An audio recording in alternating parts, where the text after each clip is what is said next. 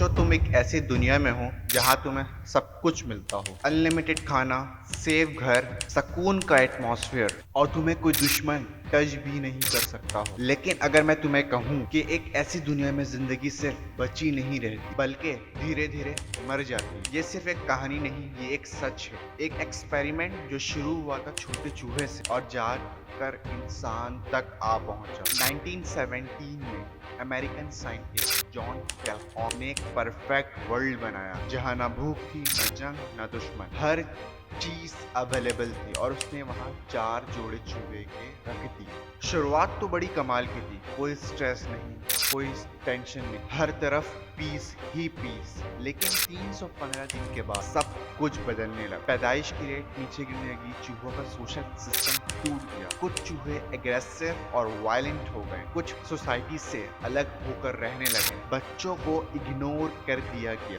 और कुछ चूहे ऐसे जो खाते पीते सोते और अपनी खूबसूरती को मेंटेन करते, उन्हें ब्यूटीफुल वंस कहा गया। ना रिश्ते, ना स्ट्रगल, ना पर्पस, ओनली कंफर्ट। धीरे धीरे वो परफेक्ट जन्नत एक कब्रिस्तान बन गया। ना कोई दुश्मन आया, ना कोई कहत आया, सब कुछ होता हुआ भी जिंदगी का मकसद खत्म हो गया। ये एक्सपेरिमेंट 25 दफा रिपीट हुआ और हर दफा सेम रिजल्ट, सहूलत ज्यादा सोसाइटी, बिना स्ट्रगल की जिंदगी, और फिर टोटल तबाही। और अब सोचें कि हम इंसान भी इस रास्ते पर चल रहे हैं। आज टेक्नोलॉजी ने सब कुछ हमें इजी करके दे दिया है, खाना एक क्लिक पर, ट्रांसपोर्ट एक बटन पर, दोस्ती और मोहब्बत भी एक ऐप के जरिए। लेकिन क्या हम वाकई ज्यादा खुश हुए हैं, या तो फिर डिप्रेशन और एंग्जाइटी बढ़ रही है? इंसान की रूह बिना स्ट्रगल के जिंदा नहीं रह सकती, और जब इंसान कंफर्ट के पीछे भागता है तब वो अंदर से मरना शुरू हो जाता है। अल्लाह ताला कुरान में फरमाते हैं, और अगर अल्लाह अपने बंदों के लिए रिस्क खोल दे तो वो जरूर जमीन में बगावत करे, लेकिन अल्लाह